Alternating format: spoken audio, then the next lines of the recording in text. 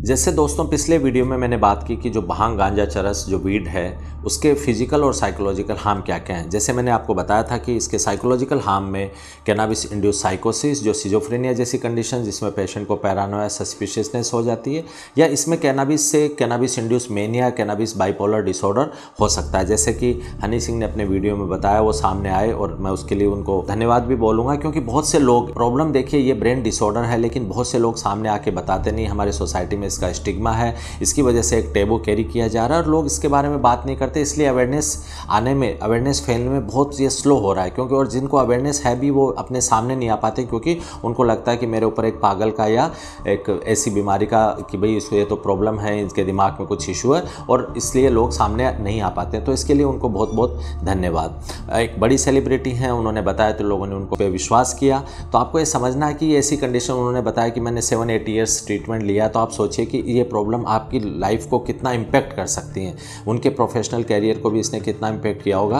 तो आम जनता को तो आप सोचिए कि आपका कैसा कैरियर है, और अगर कैरियर उतना अच्छा नहीं है, अगर आपको इतना इम्पैक्ट हो जाए तो ऑलमोस्ट आप कह सकते हो कि आपकी लाइफ स्पॉइल हो सकती है। तो हम इसके ट्रीटमेंट की अगर बात करें तो कैनाबिस इंड्यूस साइकोसिस या कैनाबिस इंड्यूस मेनिया और बाइपोलर डिसऑर्डर जो है उसका ट्रीटमेंट बहुत अच्छा है। इसका अगर हम इसमें एंटीसाइकोटिक हम देते हैं, जिससे 15-20 डेज इवन 1 to 2 मंथ्स में पेशेंट की कंडीशन काफ़ी बेहतर हो जाती है। पेशेंट अपनी नॉर्मल लाइफ जीने लगता है। फिर जैसे ही पेशेंट बेटर हो जाता है, सिम्टम फ्री हो जाता है, हम धीरे धीरे मेडिकेशन को कम कर देते हैं। इसके साथ साथ जैसे कैनाबिस ट्रीटमेंट जो डिपेंडेंस की हम बात करें, जैसे मैंने आपको बताया कि कैनाबिस जो डिपेंडेंस है, साइकोलॉजिकल डिपेंडेंस है, वो फिजियोलॉजिकल डिपेंडेंस से ज़्यादा है। कहने का मतलब इसमें पेशेंट साइकोलॉजिकली अपने आप को क्रेविंग या उसकी डिज़ायर महसूस होती है, बट अचानक छोड़ने से इसके बहुत ज़्यादा फिजिकल सिम्टम्स नहीं आते जैसे अल्कोहल या ओपियोइड में आते हैं। इसमें जो विड्रॉल सिम्टम्स होते हैं वो ज़्यादा नहीं होते, जैसे कि इरिटेबिलिटी, पेशेंट को चिड़चिड़ापन लगेगा, पेशेंट का जो अटेंशन कॉन्सेंट्रेशन डिक्रीज हो जाएगा उसको, और स्लीप डिस्टर्बेंस रहेगा। इसके लिए हम मिनिमम मेडिकेशन देते हैं, कुछ बेंजोडाइज़पिन नाइट में हम यूज़ करते हैं, और उससे पेशेंट की कंडीशन जल्दी ही 15-20 डेज में पेशेंट काफ़ी अच्छा फील करने लग जाता है। तो इसमें जो फिजियोलॉजिकल सिम्टम, जो विड्रॉल सिम्टम ज़्यादा नहीं होते, इसलिए इसको मेडिकेशन की कम ज़रूरत होती है। लेकिन इसमें अगर सिर्फ आपको कैनाबिस डिपेंडेंस है और कैनाबिस इंड्यूस साइकोसिस या कैनाबिस इंड्यूस जो बाइपोलर डिसऑर्डर या मेनिया मैंने बताया, अगर वो नहीं है तो इसमें मिनिमम मेडिकेशन से जो विड्रॉल सिम्टम हम इसको कंट्रोल कर लेते हैं। और इसमें साइकोथेरेपी, जो काउंसलिंग, जो बातचीत का इलाज है, उसका बहुत ज़्यादा, किसी भी नशे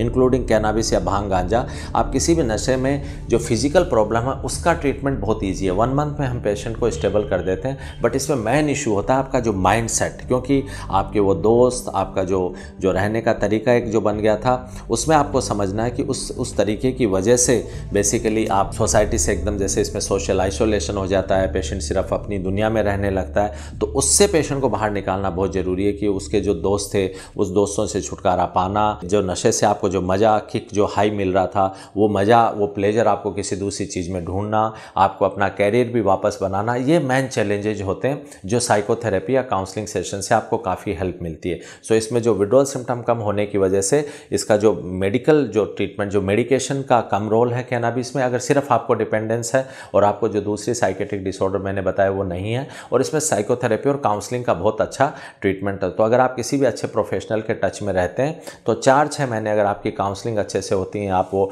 फ्रेंड्स को छोड़ के अपनी एक नई दुनिया बनाते हो, अपने गोल ओरिएंटेड एक्टिविटी, जो अपने कैरियर को पे फोकस करते हो, और आपको जो प्लेजर नशे से मिल रही थी वो प्लेजर आप कहीं और से लेने लगते हो, तो आप एकदम इससे बिल्कुल बाहर निकल सकते हैं। और इसके अलावा जैसे मैंने आपको बताया कि इससे कुछ फिजिकल कंडीशन, जैसे कैनाबिस, भांग गांजा से आपका हार्ट अटैक के खतरे बढ़ जाते हैं, आपको जो क्रोनिक ब्रोंकाइटिस है, आपका जो आस्थमा, दमा की प्रॉब्लम है, वो बढ़ जाती हैं, और आपका इम्यून सिस्टम जो है सप्रेस होने का चांसेस रहता है, ये खतरे भी आपके कम हो जाते हैं। सो आप अगर नशा छोड़ते हैं तो इसका जो डिपेंडेंस का भी अच्छा ट्रीटमेंट है, इसका जो कैनाबिस इंड्यूस साइकोसिस या कैनाबिस इंड्यूस बाइपोलर डिसऑर्डर है उसका भी अच्छा ट्रीटमेंट है, और उसके साथ साथ आपकी जो फिजिकल कंडीशन है उससे भी आप बच सकते हैं अगर आप इसको छोड़ते हैं। तो प्लीज़ इसको समझिए कि आप ये परसेप्शन बिल्कुल कैरी मत कीजिए, जो मैं बार बार कह रहा हूँ कि कुछ लोगों को लगता है कि इसको लेने से आपकी एंजाइटी स्लीप जो बेटर होती है, एंजाइटी कम होती है, आप रिलैक्स फील करते हैं। हाँ, जैसे मैंने बताया कि कुछ जो हमारे जो ब्रेन के एरिया है, जैसे